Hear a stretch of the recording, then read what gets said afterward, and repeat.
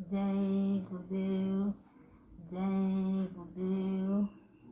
आप लोगों के सामने भाई प्यारे गुरु भाई बहनों, मैं स्वामी जी का सत्संग नामदान लिया हूँ, इसलिए थोड़ा सत्संग जो मुझे अनुभव हो वो आप लोगों के सामने मैं बोलने जा रही हूँ, आप लोगों को समझाने जा रहा हूँ। अगर समझ में आ जाए तो समझ लेना, ना समझ में आए तो मुझे माफ़ कर देना।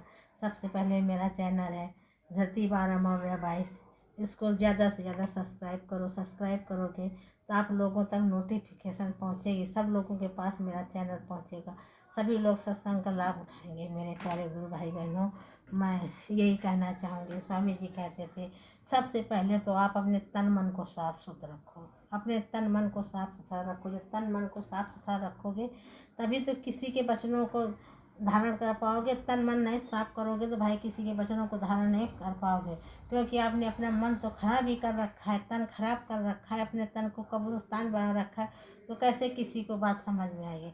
किसी माँ बहन की इज्जत कर नहीं पाओगे, किसी की माँ को बहन कहोगे, बहन को बेटी कहोगे, बेटी को माँ कहोगे। तो स्वामी जी महाराज ने कहा भाई मेरे बच्चों, इस प्रकार का कोई नशा ना करो, जैसे ये सब क्या अपना पराया सब भूल जाओ, अपना पराया सब कुछ। इसलिए स्वामी जी महाराज ने कहा, समझाया। और कहते हैं कबीरदास ने भी कहा, कबीर साहब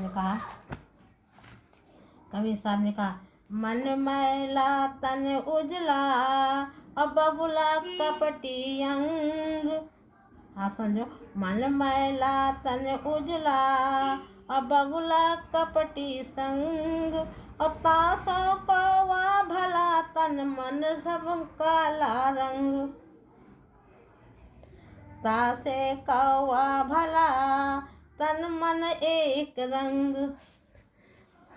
कबीर साहब ने भाई ये दो लिखा, कबीर साहब ने रखा है कि मन मैला तन मन मैला, तुम्हारा मन तो मैला है मगर तन बगुला के समान साफ रखते हो। जैसे बगुला सफ़ेद है ना, जिस तरीके से आप साफ और सफ़ेद रखते हो, हैं मन इतना जितना मन मैला रखते हो, अगर उतना बगुला के समान मन को साफ रखो, सुथरा रखो।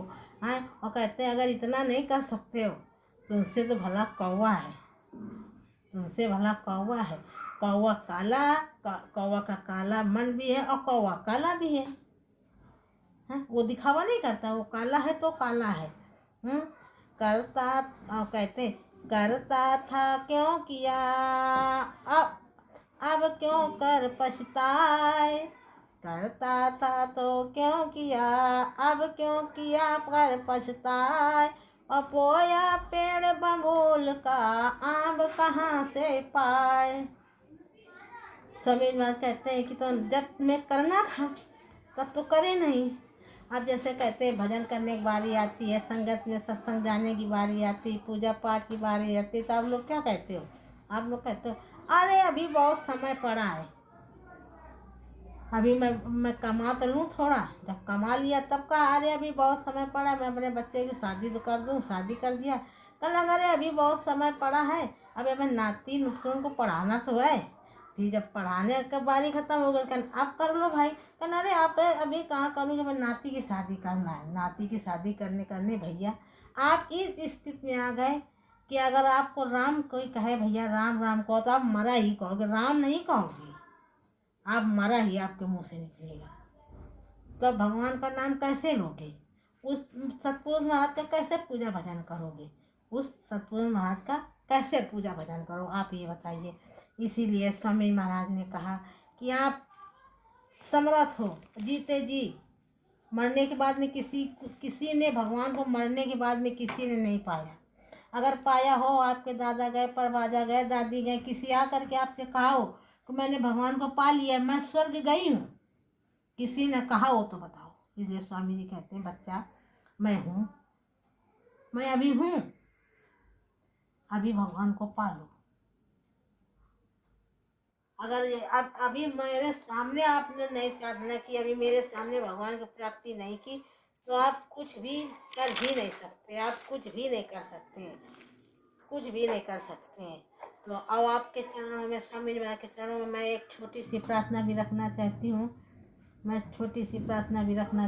स्वामी जी के चरणों में, स्वामी जी वगैरह कहते थे जब बैठते थे, हम लोग जाते थे आश्रम, तो सबसे पहले स्वामी जी कहते थे, सतगुरु सतनाम तुमको लाखों प्रणाम, सतगुरु सतनाम तुमको लाखों प्रणाम। कोटिन सूरज चांद सितारे, कोटिन सूरज चांद सितारे, कोटि कोटि में करे उजारे, अगम पुरुष करतारे तुमको लाखों प्रणाम, अगम पुरुष करतारी तुमको लाखों प्रणाम, सतगुरु सतनाम तुमको लाखों प्रणाम। स्वामी जी महाराज पहले बोलते थे, बाद में हम लोग बोलते थे। जैसे बच्चों को क्लास में पढ़ाई होती है उसी समान ठीक स्वामी जी महाराज मेरे बच्चों को पढ़ाते थे, हम लोगों को पढ़ाते थे। सुबह क्लास लगती थी, शाम को क्लास लगती थी। भाई जो नहीं मथुरा गया है, संसारी है या नया है, स्वामी जी महाराज के सामने नहीं गया तो वो क्या जाने कैसे स्वामी जी महाराज क्लास लगाते थे, कैसे दोनों टाइम स्वामी जी पढ़ाते थे हम लोगों को। स्वामी महाराज कहते थे, आते थे, कहते थे बेटा सब लोग खड़े हो जाओ, अच्छा बैठ जाओ, मैं हार जीत का तो सबसे पहले कौन खड़ा हो जाएगा। ये स्वामी जी महाराज दिन कराते थे। तो हम लोग तो इतने संसारी थे, इतना ज्ञान ही नहीं था। जब स्वामी जी कहते बेटा मैं बोलूंगा सबसे पहले देख लो मैं खड़ा होऊंगा कि आप खड़े होगे। स्वामी जी महाराज का तो हम क्या करते थे, अपन फटाक से बैठ जाते थे, उठ के रहुआ बकौन बकौन बैठ जाते थे।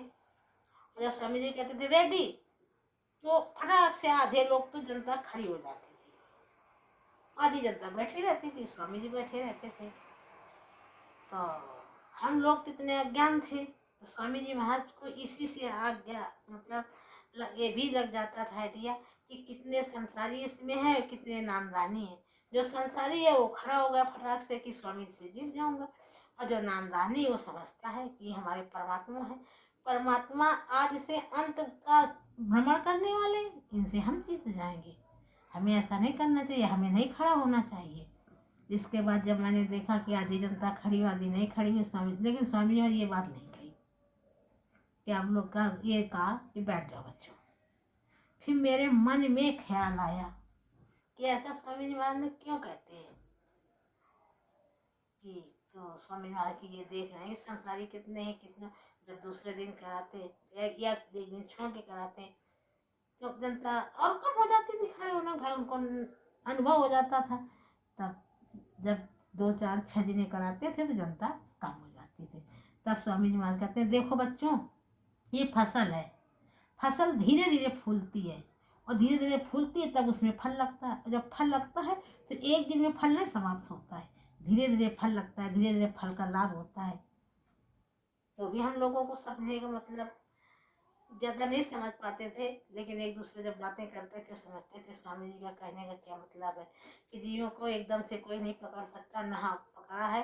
जीव जो अपने खुद ही पाप पूर्ण खत्म कर देंगे, खुद ही अपने पाप कष्टों को अपने पूरे अगले जन्म का ये जन्म का जो पाप पुण्य जब खत्म करेगा स्वामी जी खत्म करके उनको खुद ही अपने चरणों में बुला लेंगे। हम लोगों की क्या ताकत है जो स्वामी जी के दरबार चले जाएं, बस हम लोगों की तो इतनी ताकत है कि हम अच्छा करें बुरा न करें, स्वामी जी के चरणों में लगे रहें। हे नाथ अपने चरणों का भिखारी बनाए रखना, अपने चरणों से दूर न करना। हम यही कर सकते हैं, मर्जी उनकी, उनको अपने चरणों में रखना है नहीं रखना, मर्जी उनको हमको दूर करना है नहीं दूर करना, ये तो करता धरता वही है। तो हम उनके आगे चौकन्ना क्यों न रहें, जब हम जानते हैं करना करता धरता यही है संसार के। तो हम लोगों को चौकन्ना रहना चाहिए कि भाई माफ़ी तो करा ले मालिक से, जब सामने है रिजल्ट आएगा तो हमें नंबर तो यही देंगे मालिक। तो इनकी क्लास में हमें मन धन तन से बैठना चाहिए स्वामी जी महाराज के चरणों में। और कहते हैं कि सत्संग में कहते थे वह वस्तु जो किसी चेष्टा के बिना आती है। स्वामी महाराज कहते हैं कि कोई भी वस्तु कोई चीज़ हो कोई भी संसार की हो वो बिना चेष्टा के आती है, बिना प्रयास के आती है, बिना मेहनत के आती है, वह हमारे भाग्य के अनुसार है। मेरे भाग्य में बंधा है। तो हमें बिना चेष्टा के, बिना परेशानी के, कि एक बार आपको एक कहानी बताएं कि तो 4 चेष्टा वाली बात है। तो मैं बताऊं कि एक एक गांव में 4 बेटे थे। 4 बेटे थे। तो चारों बेटों में एक काम कुछ नहीं करता था, वो बहुत निकम्मा टाइप था। और 3 बेटे काम करते थे। जब 3 बेटे काम करते थे तो बड़े भाई हो गए, शादी हो गई। तो चारों देवरानी जेठानियों में झगड़ा होने लगा। वो कहते मेरा पति कमा खिलाता है, वो कहती मेरा पति ये कमा के खिलाता है। माँ भी बातें कहने लगी, पिता भी बातें कहने लगा कि 3 भाई कमा रहे तो तू निकम्मा जैसा यहीं पड़ा रहता है। तो भाई चारों भाइयों में ये हुआ फैसला कि एक एक दिन का खाना एक लोग पूरा करेगा। तो ठीक है। तो भाई बारी से बड़े से बारी शुरू हुई कि शाम को राशन लाओगे, कमाने जाओगे। तो वो गया भाई, आपका कमाता था, कमाया, मेहनत किया, कमा के ले आया। इसी प्रकार दूसरे की बारी जब आई, दूसरा गया, कमाया, अपना राशन पानी लेके जो शाम का खर्चा शाम तक का ले आया। तीसरा गया, ले आया। और जिस दिन चौथे का नंबर था, तब क्या करें, उसकी पत्नी जाती थी, जगो आज तुम्हारी बारी है, आज कुछ घर में है नहीं है, आज तुमको लाना पड़। जगो तो कहे बैठ चुप है। फिर वो चली जाए बेचारी। फिर थोड़ी देर माँ आए, फिर जगाए, जगो। माँ आएगी, डांट करेगी, भाई आएंगे डांटेंगे, हमको अच्छा नहीं लगा, जगो। वो जब बहुत कहने के बाद में भाई उठा उठा और गया जंगल में। जंगल में गया, एक पेड़ के नीचे आराम से लेट गया।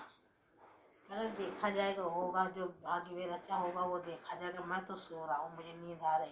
वो सो गया। जब सो गया तो सोने के बाद में जो पैर फैलाया आराम से चिकन होकर के, तो उसके पैर के अंगूठे में ठोकर लगी।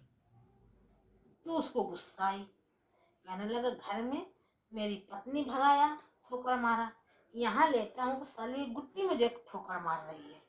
और वो उठा, उठ करके तेज से पैर से मारा। जब तेज से पैर से मारा उसके, तो वो जो पत्थर था, पत्थर उखड़ गया।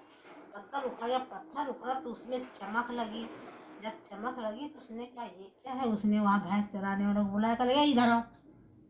उसके मन में फिर भी लोभ नहीं आया कि मैं किसी को ना बताऊं, किसी को ना बुलाऊं, मैं दिखाऊं कि क्या है। कहला अच्छा चरवाया, कहला कि ऐसा करो, इसको खोदो। तो भाई वहाँ भैंस चराने वाले थे, किसान थे, उन्होंने खोदा। जब खोदा तो भाई बहुत सारे माया लक्ष्मी बहुत था, पैसा था, थारा उसमें बहुत बड़ा था। अच्छा, उनसे उन लेबरों से कहा भरो इसको। भाई लेबरों ने भरा। भर करके कहा कि अपने सर पे रखो, मेरे घर ले चलो। तो गए। जब ले गए तो देखा कि माँ बाप ने, भाई ने देखा ये क्या ले आया, ले चला। जब उतार के रखा तो देखा, अरे भाई सोना चांदी के अंदर। अब तीनों इसको मारने को तैयार। कि देखा तेरा लड़का, माँ से कहता है तेरा लड़का, तेरा आदमी बहू से कहता है इसीलिए नहीं कमाने जाता था। ये तो मन में सोच ही लिया था कि मैं सिंधी करूँगा, चोरी करूँगा, तो मैं तो मेहनत तो कर नहीं सकता है, तो चोरी करे। देखो ले आया 7-6 महीना खाने के लिए। तब उसने कहा जिसको दे साइयाँ, जिसको साइयाँ देता है वो छप्पर फाड़ के देता है। जब ऐसे कहा तो भाई वो लोग सब लोग चुप हो गए। तो बोले कि भाई ये छप्पर फाड़ के मिला, कैसे मिला, कहाँ से मिला। तो चरवा ने, फिर उसने नहीं बताया, चरवा से बताया। चरवा ने बताया कि भाई ऐसे ऐसे था, ऐसा ऐसा इनको मिला। तो कहने का मतलब, स्वामी जी महाराज कहते हैं, कहने का मतलब आप लोग ज़्यादा उछल कूद परेशान मत होइए। हाँ, संसार में आए हो तो आपको कर्तव्य निभाना पड़ेगा। धन के पीछे नहीं भागो कि मैं चोरी करो, कपटे को छल करो, दिन को रात न समझू, रात को दिन न समझू। हैं, आप तो यही कहो साईं इतना दीजिए जामे कुटुंब समाए, और मैं भूखा ना रहूं साधु भूखा ना जाए। स्वामी जी महाराज से ये कहना चाहिए, ज्यादा उछल कूद के चक्कर में ना। तुम्हारे बेटा, स्वामी कहते हैं बेटा तुम्हारे प्रारंभ में मिला है तो अवश्य मिलेगा। अगर तुम्हारे प्रारंभ में नहीं है तो चाहे जितनी उछल कूद कर लो, आप चोरी कर लोगे वो भी रास्ते में गिर जाएगा। छल कपट के किसी से लड़ोगे वो भी आपके अजारी बीमारी से निकल जाएगा, आपको वो फलेगा नहीं, क्योंकि आपके प्रारंभ में नहीं है। प्रारंभ में लिखेगा, प्रारंभ में भी बरकत है, प्रारंभ में सब कुछ है, ये स्वामी जी महाराज कहते हैं। और जो साधक है, जिनका ध्यान एकाग्र होता है, स्वामी जी कहते हैं, और वैसे तो साधक की बातें अलग है। स्वामी जी महाराज कहते हैं साधक की तो बातें अलग, उनका ध्यान एकाग्र हो चुका है और वो मंडलों में आते जाते रहते हैं। स्वामी जी महाराज कहते हैं कि वो मंडलों में आते जाते रहते हैं, उनका ध्यान एकाग्र है, जाते रहते हैं। वह अपना भाग्य आसानी से जान सकते हैं, कहते हैं वो भाग्य अपना आसानी से जान सकते हैं, क्योंकि मंडलों में आ जा रहे हैं। वो सब भाग्य में देखते हैं, मेरे भाग्य में क्या है, मेरे भाग्य में क्या नहीं, मेरा भाग्य कब उदय हुआ, मैं कब ये जमीन छोड़कर जाऊंगा, ये मृत लोक से मैं कब उस लोक को जाऊंगा, वो सब अपना भाग्य पता कर लेते हैं। उनको एक जो भजनानंदी होते हैं, जो आगे जाने लगते हैं, वो एक शक्ति के समान उनका हो जाता है, उनका आत्मा जाने लगती है, उनका सूरत शक्तिशाली हो जाती है, उनकी सुहागन हो जाती है, उनकी सूरत तो अपने पति के पास जाने लगती है। जब पति के पास जाने लगती है, पति का दीदार करने लगती है, उस सूरत को आत्मा को बहुत ज़्यादा शक्ति मिल जाती है, आत्मा को सूरत को शक्ति मिलती है। और विधाता भी उसके साथ है। स्वामी जी महाराज कहते हैं जो अच्छा भजनानंदी है, विधाता उसके साथ है। और स्वयं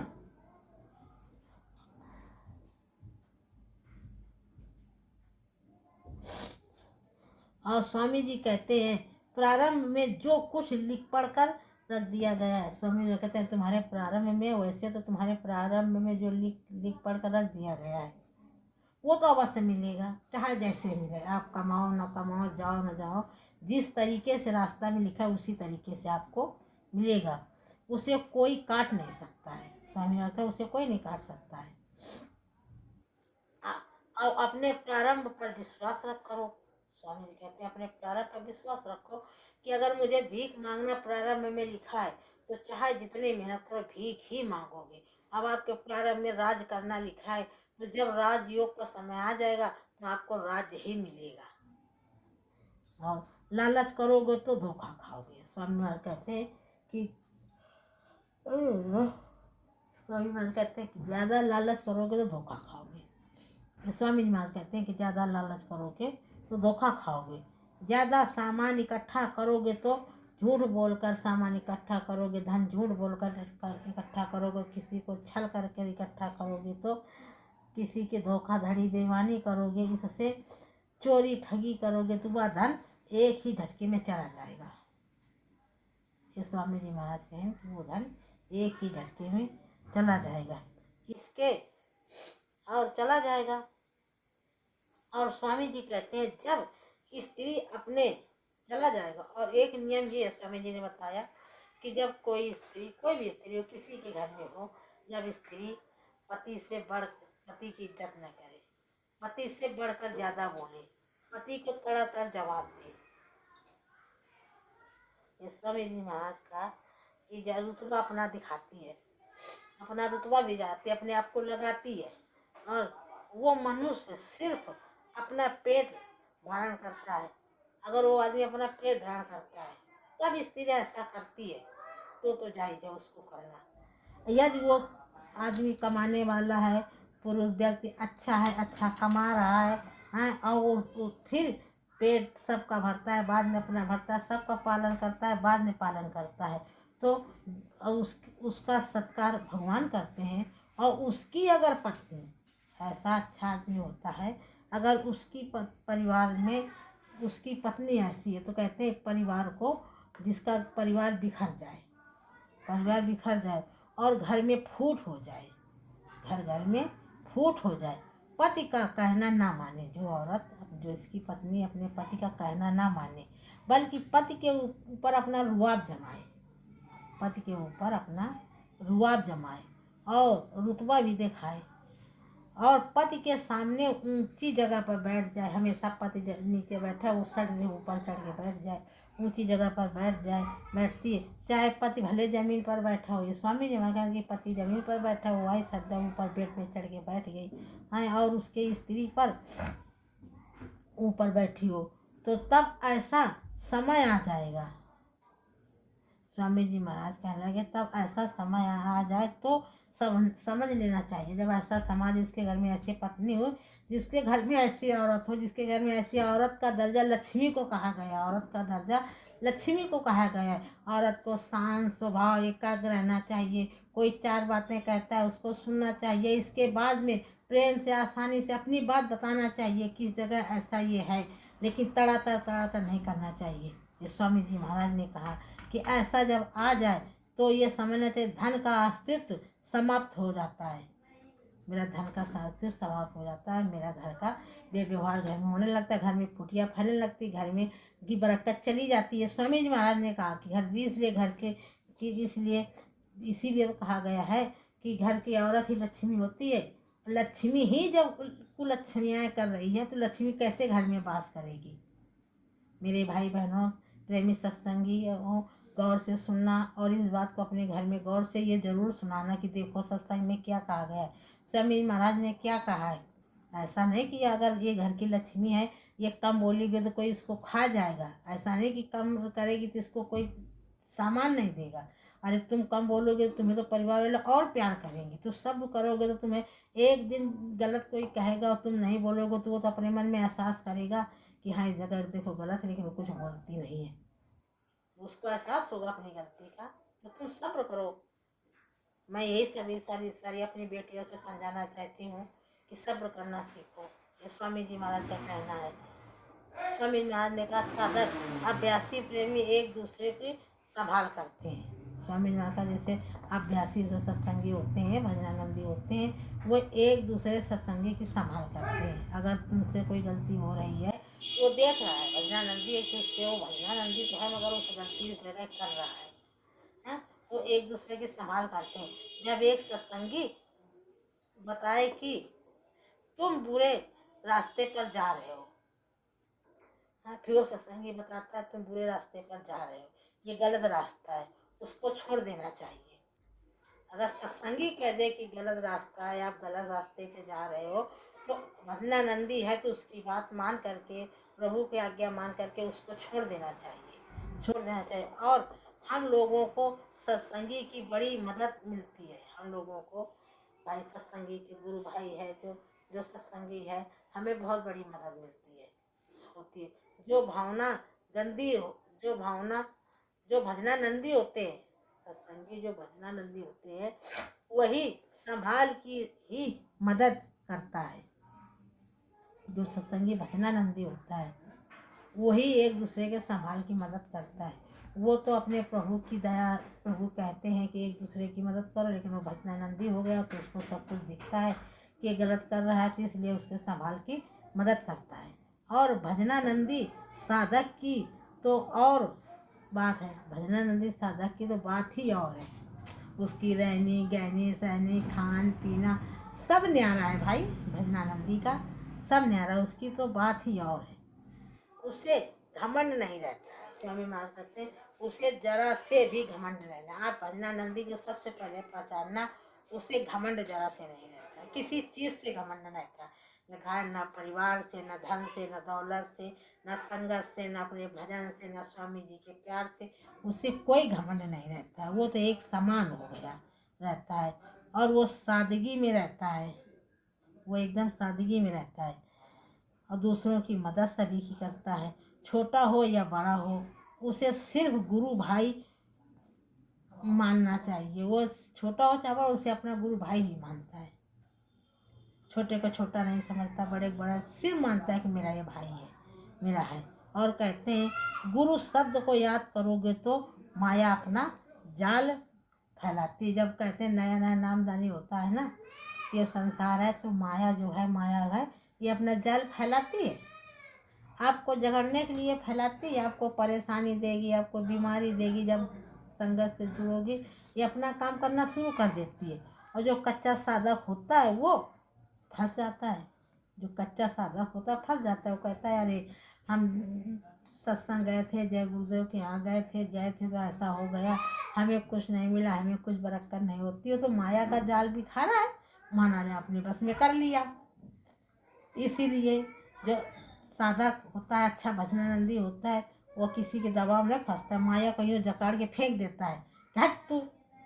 कहते हैं माया छोड़ दे रे मेरा साथ, सतगुरु से मिलने जाने दे। अगर माया ज़्यादा परेशान कर रही है तो हमें प्रार्थना करनी चाहिए, माया री छोड़ दे मेरा साथ, सतगुरु से मिलने जाने दे। ये माया ठगी है, ये ठगी माया इसे कहा गया है, ये बहुत बड़ी ठगी माया है। स्वामी जी कहते हैं कि तन से 3 कर्म जो भोग, कर्म से कर्म के 3 भोग होते हैं, सो मैं कहूँ तुम्हारे आगे। तन से 3 कर्म जो सो मैं कहूँ तुम्हारे आगे। और स्वामी जी महाराज कहते हैं तन से 3 कर्म है, तन से 3 कर्म है लगते हैं, जिनका पातक छूटता नहीं है, जिनका पातक छूटता नहीं है। और चोरी जारू और हिंसा। स्वामी कहते हैं चोरी और जारी और हिंसा, पहला काम किसी की चोरी नहीं करना चाहिए। स्वामी महाराज कहते हैं कि पहला काम किसी की चोरी नहीं करनी चाहिए। और जारी के कर्म ऐसे मानो पर तिरिया को मात जानो। कहते हैं जारी के कर्म ऐसे मानो पर तिरिया को मात जानो। स्वामी कहते हैं कि दोस्त तो ऐसे लगते हैं, पराई तिरिया को, पराई नारी को माता ही मानो, चाहे बड़ी हो चाहे छोटी हो, मगर उसको माता मानो, बहन मानो, उसके ऊपर खुद दृष्टि मत करो। स्वामी जी वहाँ बार बार समझाते हैं। स्वामी जी कहते हैं एक ही स्त्री से शादी हो गई है, उससे ही संपर्क रखो। स्वामी जी कहते तुम्हारी शादी हो गई, उसी स्त्री से ही संपर्क रखो। और आज मन और आंखें सबकी खराब हैं।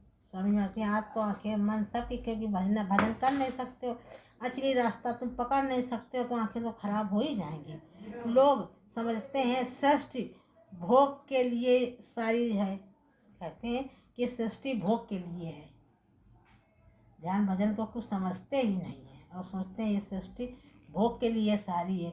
उस प्रभु की आंख पर, उस प्रभु की आंख हरदम खुली रहती है। स्वामी महाराज कहते हैं उस प्रभु की आंख तो हरदम खुली रहती है, वो देखता रहता है। आकाश का पर्दा हमारे लिए है। स्वामी जी महाराज कहते हैं कि ये जो आकाश का पर्दा है, या हम लोगों को यहाँ का पर्दा, ये सिर्फ हम लोगों के लिए, उस परमात्मा प्रभु के लिए कोई पर्दा नहीं है। जैसे हम लोग आमने सामने खड़े हैं ना, हमारा परमात्मा उनका ऐसा ही आमने सामने का है, मिलन कोई पर्दा नहीं है, उसके लिए कोई पर्दा नहीं है। मन की शुद्धि के लिए नहीं, और दूसरी स्त्री को माता समझो। और स्वामी जी ने कहा 1998 में, स्वामी जी 1998 से पूर्व सत्संग में, स्वामी जी 1998 के पूर्व में स्वामी पूर्णिमा में सत्संग में स्वामी जी महाराज ने जय गुरुदेव नाम परमात्मा का 1998 में के पूर्व स्वामी जी ने जय गुरुदेव नाम परमात्मा का नारा प्रचलित किया था। 1998 में जय गुरुदेव नाम का नारा प्रचलित किया था। आप लोग समझिए स्वामी जी महाराज क्या क्या, स्वामी जी महाराज कब क्या किया था। फिर एक बार परम पूज्य स्वामी जी महाराज ने जय गुरुदेव आश्रम, एक बार फिर परम पूज्य स्वामी जी महाराज ने जय गुरुदेव आश्रम पर मथुरा पर सत्संग सुनाते हुए कहा, मथुरा में सत्संग सुनाते हुए कहा, अपने मुख से पहली बार 4 नवंबर मुख से पहली बार उन्होंने कहा था 4 नवंबर 1998 दिन बुधवार, कार्तिक शुक्ल पूर्णिमा, कार्तिक शुक्ल पूर्णिमा को 1998 में स्वामी जी बुधवार वाले दिन कार्तिक शुक्ल पूर्णिमा को कहा था, अब जय गुरुदेव नाम परमात्मा का नहीं, जय गुरुदेव नाम परमात्मा का नहीं, प्रभु का है। पहले हम लोग कहते थे जय गुरुदेव नाम परमात्मा का, अब नारा हम लोग लगाते हैं जय गुरुदेव नाम प्रभु का। जय गुरुदेव नाम प्रभु को नारा लगवाते, जय गुरुदेव नाम सर से बताया कि भाई जय गुरुदेव नाम प्रभु का है।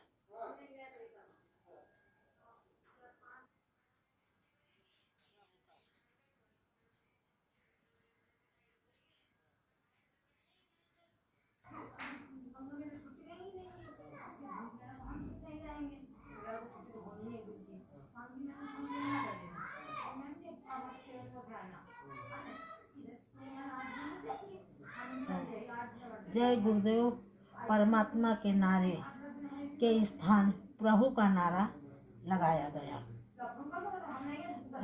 प्रभु का नारा लगाया गया। स्वामी महाराज ने कहा कि नारा लगाया गया, प्रभु का नारा लगाया गया, परमात्मा को बंद करके प्रभु का नारा लगाया गया। प्रभु का ही प्रचार स्वामी जी महाराज करवाने लगे और तभी से शुरू हुई ये प्रभु का नारा लगाना, तभी से शुरू हुई 1998 में 4 नवंबर को। स्वामी जी महाराज कहते हैं और स्वामी जी महाराज कहते हैं, स्वामी महाराज कहते हैं, बच्चा 1 बरस का हो या 10 बरस का हो, 6 महीना का हो चाहे 60 साल का हो, ये स्वामी जी महाराज ने कहा कि चाहे जितने बरस का हो, सांसों की पूंजी जब खत्म हो जाएंगी, सांसों की पूंजी नहीं खत्म होगी, कोई कुछ नहीं कर सकता। ये सांसों की पूंजी परमात्मा ने लिखा है, परमात्मा ने भरी है, गिनती की सांसों की पूंजी भरी है। आप लोग चिंता मत करो, कोई कुछ किसी का पत्ता नहीं हिल सकता है, लेकिन पत्ता उस दिन हिलेगा जिस दिन तुम्हारे सांसों की पूंजी खत्म हो जाएंगी। तुम्हें कोई दुनिया में बचाने वाला नहीं, कोई हकीम वैद्य बचाने वाला नहीं है। एक पल के लिए स्वामी जी महाराज सिर बचा सकते हैं, वो भी एक पल के लिए। खत्म हुई, वह जमीन पर गिर जाएगा, सांसों की पूंजी खत्म हुई, वो जमीन पर गिर जाएगी। जिस तरीके से कंपनी वाले सिलेंडर भरते हैं, उनको पता होता है कि मैंने इस सिलेंडर में 2 किलो भरा कि 4 किलो भरा। हम लोगों से बताया गया 4 किलो जानते हैं, इसीलिए हम लोग जानते हैं कि मेरा शरीर है, जिंदा है तो जिंदा है। लेकिन रोटी जो बनाता है, किचनधारी जो बनाता है, 30 दिन रोटियां बनाता है, 30 दिन खाना बनाता है, लेकिन वो नहीं जानता मेरा सिलेंडर कब खत्म होगा। इतना अंदाज है कि महीने बाद चलेगा, 2 महीने, लेकिन ये नहीं पता कि आज खत्म होगा। और जब सिलेंडर की गैस खत्म तो आप पास 2 रोटी हो, 4 रोटी है, 50 रोटी हो, 4 किलो आटा हो, उस गैस के सिलेंडर से मतलब कोई नहीं है आपके आटा से। जिस तरीके से आपका शरीर चाहे जितना अच्छा बना चुना हो, चाहे जितना निरोग हो, मगर सांसों की पूंजी खत्म थी शरीर से, उसको कोई लेना देना नहीं है। सांसों की पूंजी खत्म, धड़ाम से शरीर गिर जाएगा। ये आपकी जितना बल है वो निर्बल हो जाएगा, निर्बलता बन के गिर जाएगा, तब आपका शरीर साथ नहीं देगा, आप ताकत तंदुरुस्ती साथ नहीं देगी। इसलिए मेरे भाई बहनों, इसमें सांसों की पूंजी है, सांसों की पूंजी संभाल कर रखो, कम बोलो कम खाओ। यह पर्दा है और उसके लिए रोते हो। स्वामी महाराज कहते हैं कि उसके लिए रोते हो, उसके लिए हम रो तो अपने प्रभु के लिए रो, उस घर जाने के लिए रो। अगर गए हो तो उस प्रभु को पा करके जाते होते तो बातें अलग थी। तुम तो ऐसे संसार में रोते रोते आए और रोते रोते चले गए, दूसरों को रुला के गए। हंसते हंसते आओ, सबको हंसा के जाओ, परमात्मा के पास हंस के रहो। हाँ, जो जड़ छाया और तुम उसके पीछे पड़े हो। हाँ, ये जड़ की छाया है, तुम उसके पीछे भाग रहे हो, उसके पीछे करे हो। और 28 मार्च 2011 में स्वामी जी सत्संग में कहा, स्वामी जी 28 मार्च 2011 में 12 में स्वामी जी लीला किया और 2011 में मार्च में क्या कहा, आप लोग सुनो। जो पक्के प्रेमी होते हैं उनसे कुछ कहा जाए वही करते हैं। 2011 में स्वामी महाराज ने कहा था 28 मार्च को कि जो पक्के प्रेमी होते हैं उनसे जो कुछ कहा जाता है वो वही करते हैं। वही करते हैं, अपना तन मन गुरु को अर्पण कर देते हैं। स्वामी जी महाराज कहते हैं कि वो अपना तन, अपना मन, अपना धन, अपने आप को स्वामी जी को अर्पण कर देते हैं, न्यौछावर कर देते हैं कि दाता अब मैं तो तुम्हारा हूँ, तुम्हारे चरणों में मेरा सर झुका है, दाता मुझे अपने शरण में लगाए रखो। स्वामी जी महाराज ने कहा कि अर्पण कर देते हैं जो तन और मन नहीं देते हैं।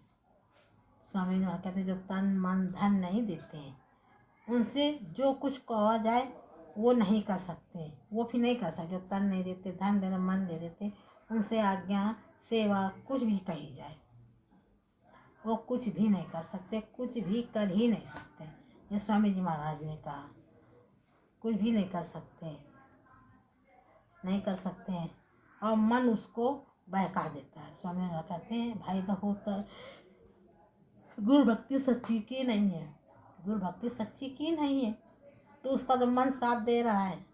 स्वामी जी महाराज की सेवा के लिए कहा गया, संगत की सेवा के लिए कहा गया, सेवा करने के लिए कहा गया, सेवा जमा करने के लिए कहा गया, तो उसको मन उसका बहका देता है, उसका मन उसको बहका देता है और उनका नुकसान हो जाता है। जब मन बहका देता है तो स्वामी की दया से भाई वंचित हो जाते हैं, तो नुकसान तो वही गया।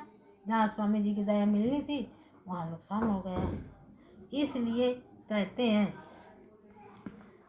कहते हैं सत्संग करो, वचनों का पालन करो, सत्संग करो, सत्संग सुनो, सत्संग जाओ।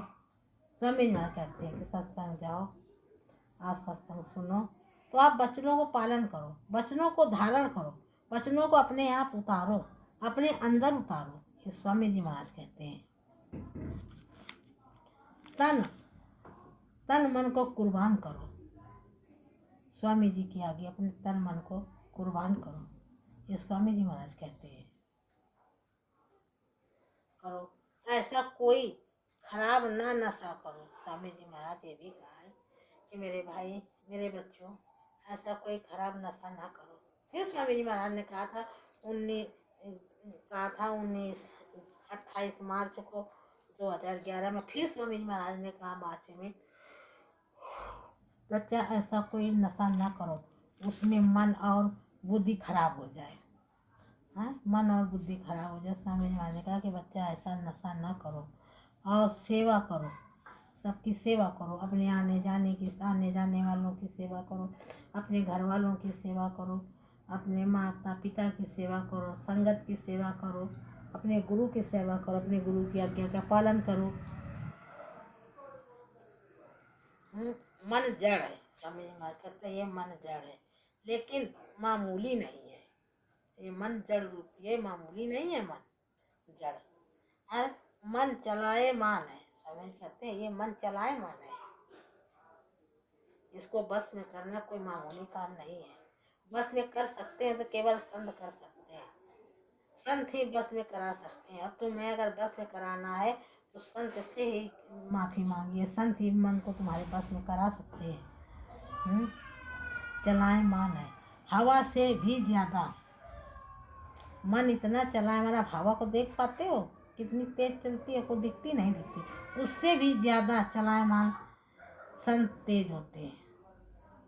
मन उससे भी ज़्यादा, संत कहते हैं उससे ज़्यादा भी मन चलाएमान हवा से भी ज़्यादा तेज है, चलता है। इसीलिए साधक को होशियारी बनाए रखे, इसीलिए इसी से कहते हैं साधक होशियारी बनाए रखे, इस दुनिया में ज़मीन में गिरे नहीं, अपनी होशियारी बनाए रखें, होशियारी बना कर चलें और संसारी लोगों से अपना बचाव बनाए रखें।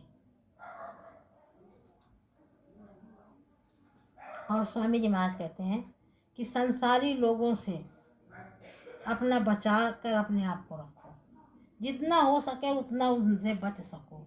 ये स्वामी जी महाराज ने कहा, हम नहीं कह रहे हैं, स्वामी जी महाराज ने कहा उनसे दूरियां बनाए रखो और तुम्हें खराब कर देंगे, वो तुम्हें खराब कर देंगे। इधर उधर की बातों में लगाकर, इधर उधर की बकवास बातें और खराब कर देंगे, मन पर बड़ा बखेड़ा खड़ा कर देंगे।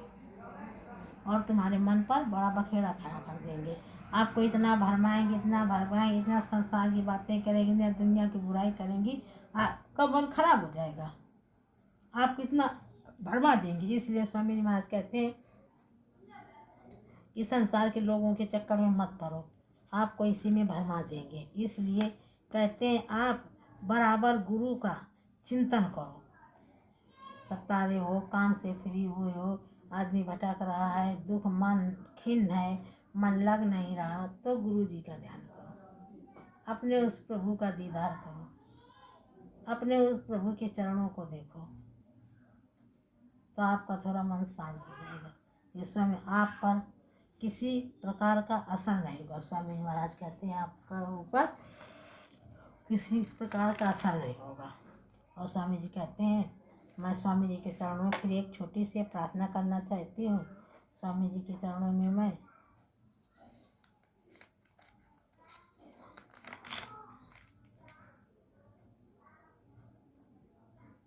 और कहते हैं और किसी के चक्कर में पड़ो तो कहते हैं, कबीर साहब कहते हैं, संतों खाई रात है चौराती नहीं जाप, और कहें कबीरा तामे दरगाह मिली हैं आप। कबीर साहब का अर्थ है कि संतों पर किया गया, स्वामी जी महाराज कहते हैं इसका अर्थ है कि संतों खाई राहत है चौराती नहीं जाम, और कहें कबीरा ताके दरगाह मिली है याद। ये कबीर साहब ने कहा है, तो इसका मतलब ये है कि संतों पर किया गया धन, संतों पर जो हम खर्चा करते हैं, धन सेवा देते हैं, आश्रम का देते हैं, विद्यालय का देते हैं, भंडारा का देते हैं, ये संतों पर किया खर्चा है। स्वामी जी महाराज कोई ले नहीं रहे, स्वामी जी महाराज कोई रख नहीं रहे। खर्च धन खर्चा बचा रहता है। हम जो खर्चा, यही तो मेरा खर्चा बचता है, और तो सब खर्चा हो जाता है। हाँ, स्वामी कहते हैं ये तुम्हारा खर्चा बचा रहता है। हाँ, और शेष धन चोर ले जाता है, और तो धन चोर ले जाता है। चोरा है, खा डाला, फैशन का डाला, दुनिया को दे दिया, शादी में लगा दे, बिया दे, चोर सब खा गए। लेकिन मेरा जितना धन मैंने आश्रम में जमा किया, स्वामी जी को दिया, आश्रम में खर्चा किया, वो मेरा धन सुरक्षित है। ये स्वामी जी महाराज ने कहा कि वो मेरा धन सुरक्षित है। और कहा कबीरा का सुख चरित मत, और कहते हैं कबीरा का सुख चरित मत है धर्म सत्कर्म पर खर्च। और कहते हैं जो सत्कर्म पर धन खर्चा होता है, वो तुम्हारा एक ब्याज पर ब्याज बना करके तुम्हारा धन इकट्ठा करता है। संसार में खर्चा करते वो सब चोर है, चोरी में चला गया। हाँ, और स्वामी जी कहते हैं कि यदि कोई भजन 2:30 बजे उठ कर करता है, स्वामी महाराज कहते हैं कि यदि कोई भजन 2:30 बजे उठ कर करता है, स्वामी महाराज कहते हैं कि 2:30 बजे करता है, तो उसे उस समय का शब्द साफ सुनाई देगा। स्वामी महाराज कहते हैं कि अगर कोई साधक 2:30 बजे उठ करके भजन करता है, तो उसकी चढ़ाई, उसका भजन, उसके बाजे गाजे साफ साफ सुनाई देने लगते हैं। और सुनाई देता है, क्योंकि उस अमृत बेला पर, स्वामी महाराज का, क्योंकि उस अमृत बेला पर गुरु की दया अपार बरसती है। 2:30 बजे के बाद में अमृत बेला होते हैं, उस समय गुरु की दया अपार बरसती है, और वातावरण शांत रहता है। वातावरण भी शांत रहता है, पूजा करने के लिए वो योग्य समय होता है। वातावरण बिल्कुल साफ, बिल्कुल माहौल शांत, बिल्कुल आप एकांत होकर के आप पूजा में बैठ सकते हो, और भजन अच्छा होता है। और सुबह साथ देते हैं, कहते हैं सुबह के समय साथ भी देते हैं। जब मन और बुद्धि, और दिन में मन बुरा मान संकल्प विकल्प करता है, और ये मन बुद्धि दिन में तो बुरा मान संकल्प तो करे ही करता है। स्वामी जी महाराज के चरणों में हम लोग हमेशा बराबर याद रखना चाहिए कि स्वामी जी महाराज ने क्या कहा, कैसे कहा। उनके वचनों को दूर मत करिए।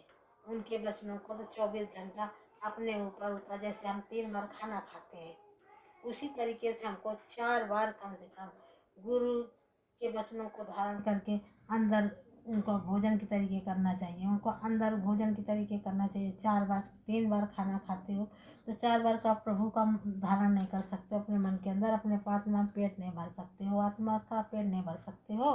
करना चाहिए, बराबर सभी को करना चाहिए। और स्वामी जी महाराज कहते हैं कि दादा गुरु ने अपने जाने के समय स्वामी जी को महाराज को कहा था, जब दादा गुरु का समय पूरा हो गया था तो स्वामी जी महाराज से कहा था कि बच्चा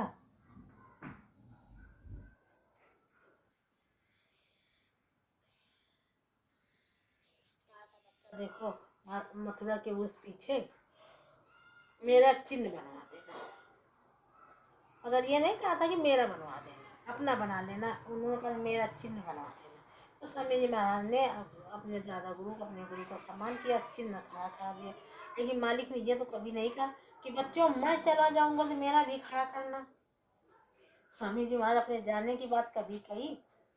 हम अगर कोई सत्संगी हो, अगर मेरा सत्संग सुन रहा हो, वो मेरे कमेंट में जरूर बताए कि किस सन में कब मैंने सुना था कि स्वामी जी महाराज कह रहे हैं कि मैं जाऊंगा, या मैं जाने वाला हूँ, या गया तो मैं किसको देकर जा रहा हूँ। कोई भी कमेंट में लिख दे तो मैं उसका मैं इज्जत करती हूँ, मैं उसका पालन करती हूँ, मैं उसका इज्जत जरूर करूँगी। कि एक बार बताए तो कसम भैया, मैंने तो ना सुना ना मैंने देखा। हाँ, आप ऐसे कैसे मान लो कि स्वामी जी महाराज चले गए? कहीं भी स्वामी जी महाराज नहीं गए। सिर्फ हम लोगों का एक भ्रम है, हम लोगों का सिर्फ भ्रम है। जो स्वामी जी को पहचानने में हम लोगों की गलती है। जो चिल्ला रहे स्वामी जी नहीं है, उनके तो आंखों में पट्टी चढ़ी है, वो स्वामी जी को देखा ही नहीं है। तो कहाँ से स्वामी जी उनको दिखे कि स्वामी जी हैं कि नहीं है? इसलिए मैं अपने प्रेमी गुरु भाई बहनों से कहती हूँ कि बिना मतलब की बातों में मत फंसना, बिल्कुल बिना झूठी अफवाह के चक्कर में मत फंसना। मेरे प्रभु आएंगे, फिर आएंगे, फिर आएंगे। जितनी बार मुझसे कहो उतनी बार मैं कहूँगी मेरे प्रभु आएंगे, मेरे प्रभु आएंगे। और स्वामी महाराज कहा कि ये भी कहा था कि मैं परिवर्तन करके जाऊंगा। अरे जब स्वामी जी महाराज चले गए तो परिवर्तन कहाँ से होगा? स्वामी जी महाराज ने ऐसा भी कहा था कि ऐसा कलयुग आएगा, ऐसा कलयुग आएगा। ये कलयुग तभी आया ना, स्वामी जी महाराज चले गए। कलयुग का बंटवारा किया ना, स्वामी जी महाराज चले गए। ये आप लोगों की बहुत बड़ी भूल है। स्वामी जी महाराज मेरे कहीं नहीं गए। आप लोगों के सामने मैं एक छोटी सी प्रार्थना कहूँगी। किधर मुख मोड़े खड़े आज सतगुरु, ये नैया हमारी बही जा रही है। किधर मुख मोड़े खड़े आज सतगुरु, ये नैया हमारी बही जा रही है। जिधर देखती हूँ, जिधर देखती हूँ, उधर काल माया लिया है बसेरा, उधर काल माया। जय गुरुदेव। मैं शॉर्टकट में मैं प्रार्थना बोलूँगी, और जब शुरू में सत्संग शुरू करती हूँ तो मैं पूरा प्रार्थना बोलूँगी। बीच में अगर किसी प्रार्थना की इच्छा हुई तो मैं शॉर्टकट में ही केवल बोलूँगी। और आगे पीछे तो मैं पूरा बोल सकती हूँ, बीच में मैं पूरा बोलने का मन नहीं करता है। सिर्फ कोई ऐसी ट्रैफिक आ जाती है तो मैं ज़रूर बोलूँगी।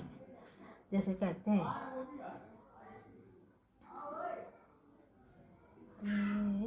तेरे दर, एक प्रार्थना आपको ये भी बोलनी चाहिए। तेरे दरबार में गुरुवर बड़ी आशा से आई हूँ, ये विनती जो हमारी है सुनाने तुमको आई हूँ, ये विनती जो हमारी है सुनाने तुमको आई हूँ। तेरे दरबार में प्रभु मैं, मेरी जो विनती है जो टूटी फूटी विनती है मैं तुम्हें सुनाने आई हूँ। और क्या है, इन आंसुओं की माला भी मैं तुम्हें चढ़ाने आई हूँ। न सेवा है न साधन है, न शक्ति है न भक्ति है। न सेवा है न साधन है, न शक्ति है न भक्ति है। इन्हीं आंसुओं की माला लो भेंट चढ़ाने आई हूँ। स्वामी जी महाराज से ये कहना चाहिए, हे प्रभु मेरे अंदर शक्ति नहीं है, मैं सामर्थ्य नहीं हूँ, न मुझे शक्ति है न भक्ति है। प्रभु बस मेरे आंसू हैं, इन आंसुओं को मैं ले करके तुम्हें भर भेंट चढ़ाने आई हूँ। हाँ, ये भी सुना है तेरे भक्तों की नंगे पाँव धाते हो। मैंने ये भी तो सुना प्रभु कि आपके जो भक्त हैं, आप भक्तों के पास जब पुकारते हैं, आपको भक्त जब पुकारते हैं, दीन दया हो करके जब रोते हैं और बुलाते हैं, तो आप नंगे पाँव उनकी उपासना आराधना सुन करके आप नंगे पाँव ही हैं। सुना है तेरी भक्तों की नंगे पाँव धाते हैं। मैंने तो सुना और मैंने देखा कि आप भक्तों की टेर सुन करके नंगे पाँव ही दौड़े जाते हो, नंगे पाँव भी आते हो। आश्रम में क्या करें स्वामी जी महाराज, नंगे पैर ही तो हम लोगों को दर्शन देते थे, मगर देवियाँ क्या गलती करती थी, स्वामी जी महाराज के पैरों को नोचती थी दर्शन पाने के लिए। स्वामी जी कहते बेटा दूर से दर्शन को, मेरे पैरों को मत पकड़ो, लेकिन वो पकड़ लेती थी तो नाखून, बहनों के नाखून लग जाते थे, स्वामी जी महाराज के खरोच आ जाती थी। तब स्वामी जी महाराज क्या करें, मजबूर में मजबूरन जूता उनको पहनना पड़ता था। नहीं, मेरे स्वामी जी महाराज तो नंगे ही पाँव दर्शन देते थे, इतने परिक्रमा नंगे पाँव ही तो देते थे मेरे मालिक। मेरे बहनों को जो आश्रम गया है वो स्वामी जी महाराज के चमत्कार सबने देखा होगा, स्वामी जी महाराज की लीला सब लोगों ने देखा होगा। एक बार की बात है कि एक गुरु भाई थे, वो आश्रम जाने के लिए अपने 4 लोगों ने, ये अगाहन तिथि का प्रोग्राम था शुद्धि दशमी का, तो 4 लोगों ने गाड़ी किया। स्वामी जी के चमत्कार है, 4 लोगों ने अपनी गाड़ी किया और कहा कि चलते हैं आश्रम, आज गुरु पूर्णिमा, रात को पूजन में हम शामिल होंगे। तो कहा, सब लोगों ने तैयार हो गए जो 2-4 लोग होंगे, और रास्ते में जाकर उनका एक टायर पंचर हो गया। जब टायर पंचर हो गया तो सब लोग बहुत परेशान कि घना घोर जंगल है, यहाँ आप कैसे जा सकते हैं, स्वामी जी का ताल तो पूजन हो जाएगा। जो जा रहे थे संगीत वो बहुत उदास हुए और बैठ गए उदास होकर के। थोड़ी देर में देखा कि एक व्यक्ति सफ़ेद कपड़ा पहने अपने कंधे पे स्टपनी लादे चला आ रहा है। उन लोगों ने देखा तो आया पास में, कहा तुम लोग कैसे यहाँ खड़े हो? तो बोले कि मैं गुरु दरबार जाना चाहता था, लेकिन मेरा ये पहिया खड़ा हो गया, दूर दूर तक कहीं दुकान भी नहीं दिख रही है, तो मैं अपनी गाड़ी को कैसे संभलाऊँ? जब सुबह होगा देखेंगे, कहीं मिलेगा तब जाएंगे, लेकिन बहुत दुख की बात है कि मेरे परमात्मा का जो सत्संग हो रहा वो मुझे नहीं मिलेगा, मैं अपने परमात्मा के सत्संग से मैं वंचित हो जाऊँगा। तो उन्होंने कहा ऐसा अच्छा एक काम करो, खोलो वो हमको दे दो, मेरा ये अच्छा है आप ले लो। तो उन्होंने दे दिया और पुराना जो खोल के उसने स्टेपनी पुरानी ले ली। जब इन लोगों ने नई स्टेपनी लगाने लगे, लगा के फिर लगाने को बैठे तो सभी की नज़र स्टेपनी में नीचे आ गई। जब नीचे आ गई, जब उन लोगों ने ऊपर को नज़र उठा के देखा, दूर दूर तक उनके कोई उनको दिखा नहीं, बिना सफ़ेद कपड़े न देखा, न स्टेपनी वाला देखा, कोई न देखा। तो आप ये सोचिए कि उस घना घोर जंगल में कौन आ सकता है? सफ़ेद कपड़े पहना आया, अपना भेष बदल के आए, तो गुरु महाराज ही तो आ सकते हैं। जब आश्रम पहुंच गए, सुबह जब वो लोग दर्शन करके सोचे चले अपने घर को चले, वहाँ से प्रयास किए जाने को, तो देखा कि उनकी गाड़ी में वही पुराना टायर लगा जो टायर उनकी गाड़ी में पहले लगा था, वही पंचर खराब टायर उसी गाड़ी में लगा। स्वामी जी महाराज ने दिया था, अपना टायर ले लिया, तुम्हें काम करने के लिए केवल स्वामी जी महाराज ने दिया था। आप लोग ये बताइए, ये चमत्कार नहीं है क्या है? ये चमत्कार नहीं है क्या है? आप लोग बताइए। ये स्वामी जी महाराज का चमत्कार तो ही है। जो स्वामी महाराज ने क्या स्वामी महाराज कहते थे, बेटा ये सामने जो मंदिर है इसमें देवता बैठे हैं। इस मंदिर में कोई खाने वाला, मांस मछली खाने वाला, पीने वाला कोई प्रसाद नहीं चढ़ा सकता है। कोई प्रसाद चढ़ा नहीं सकता है। अब आप जो लोग प्रसाद ले जाते हो तो जो यहाँ बाहर दिख रहा है वो प्रसाद के रूप में सबको बांट दो, मगर जो मंदिर में जो प्रसाद मिलता है वो आपकी दवा है। वो दवा किसी को नहीं देना चाहिए। यहाँ तक कि आपके घर में भी अगर खाने पीने वाला हो तो उसको भी 2 दाने मत दो, वो अपने लिए प्रसाद रखो। और स्वामी जी महाराज कहा कि जब खाने पीने वालों को अंदर लिखा था साफ साफ बोर्ड में कि अंदर सेवा बरकत प्रसाद नहीं चढ़ा सकता है, तो कैसे उसको लाभ होगा। ये स्वामी जी महाराज ने कहा था, साफ साफ बोर्ड में लिखा था। इसीलिए हम लोगों को प्रसाद लेकर आना चाहिए। वो अपने बीमारी के लिए अपनी दवा के रूप में रखना चाहिए। आपके जो बाल बच्चे हैं शाकाहारी हैं, घर में सब लोग सबको दो। अगर कोई शाकाहारी नहीं तो उसको बिल्कुल मत दो। उस व्यक्ति से आप बिल्कुल एक संसार में हो तो संसार के तरीके से संपर्क रहो, मगर उसका छुआ मत खाओ। उसको अपनी चीज़ दे दो मगर उससे अपनी चीज़ ना लो। उसका छुआ यहाँ तक कि पानी भी ना पियो, उसका छुआ खाना तक ना खाओ। भले तुम्हारा है तो क्या किया जाए। मेरा कहने का तो यही मतलब है। मैं तो यही कहूँगी और मैं भी यही करती हूँ।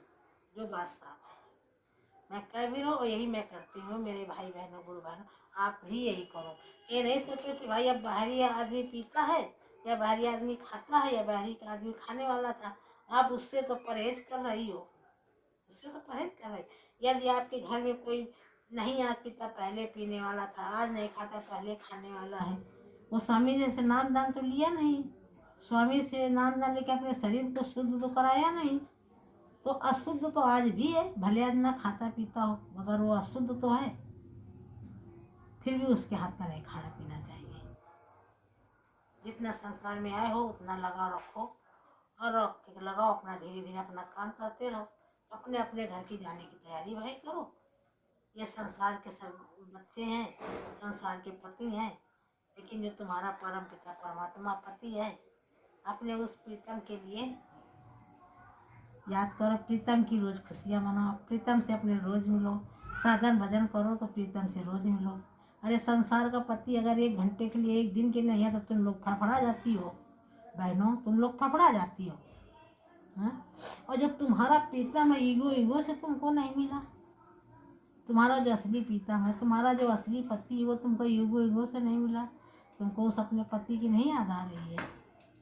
अरे उस पति से मिलने की याद करो, उस पति से मिलने के लिए दौड़ो, उस पति से मिलने के लिए चेष्टा करो। मेरे गुरु भाई बहनों, तो मैं तो यही कहती हूँ कि ऐसा नहीं पत्नी के ही पति है।